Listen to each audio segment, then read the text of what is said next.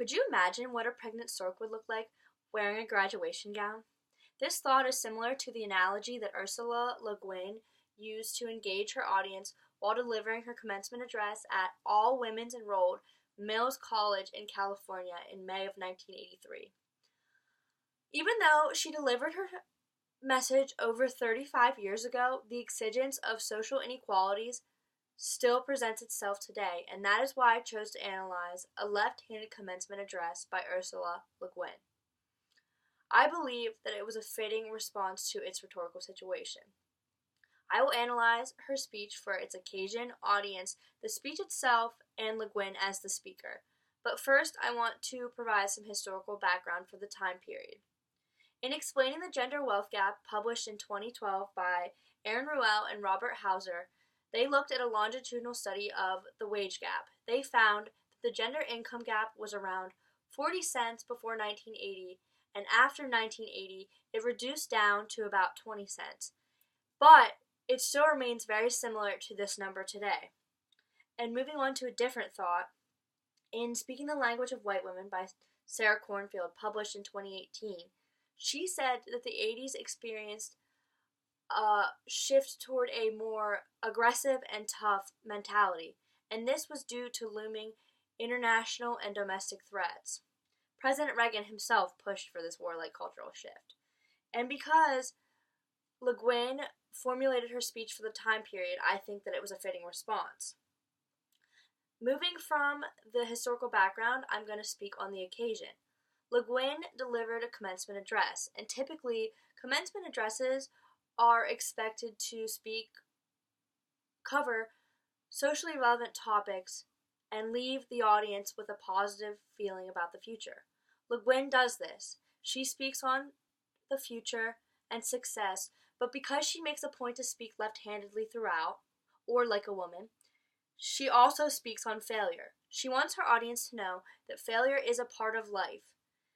And a quote that she says is, "What if I talk like a woman right here in public? It won't sound right. It's going to sound terrible." And much like she said, it sounds terrible, but because she blended humor with her serious topic, I think that it was still a fitting response for a commencement address. I'm now going to move from the occasion into her audience. Le Guin had the opportunity to speak to approximately 3,000 impactful young women. And her group was very homogenous, especially in terms of demographics such as education level and age. Age was a constraint that Le Guin had to overcome because she was much older than a lot of her audience. And she does this with this quote: "Commencements are usually operated under the unspoken agreement that everybody graduating is either male or ought to be. That's why we are all wearing these 12th century dresses that look so great on men and make women look like a mushroom." So she's insinuating that she at least once in her life also wore a graduation gown like her audience. Sarah Cornfield said in Speaking the Language of White Women that commencement speakers are supposed to engage their audience in a process of reflection and change, and Le Guin asked her audience to reflect on the dark aspects of our social system, more specifically, the social inequalities between men and women. She says that this is a flaw of our social system that can be fixed, not by providing equality for both sexes, but by acknowledging the differences and striving toward a society that is not obsessed with power and dominance. Le Guin worked very hard to establish her ethos with her audience, so now I'm going to talk about her as the speaker and her background. She comes from a background of many critically acclaimed novelists, and she herself is very famous for her science fiction works. And much like her works, her speech was strategically written to get her point across. Most of the time, it seemed as though she was addressing her audience members individually. She said things like, "I hope you are never victims." But when she wanted to unify herself with her audience, she used we. Maybe we've had enough words of power. Maybe we need words of weakness. So This helped the credibility of her statements because she could relate to the audience. Now I'm going to move into the speech itself.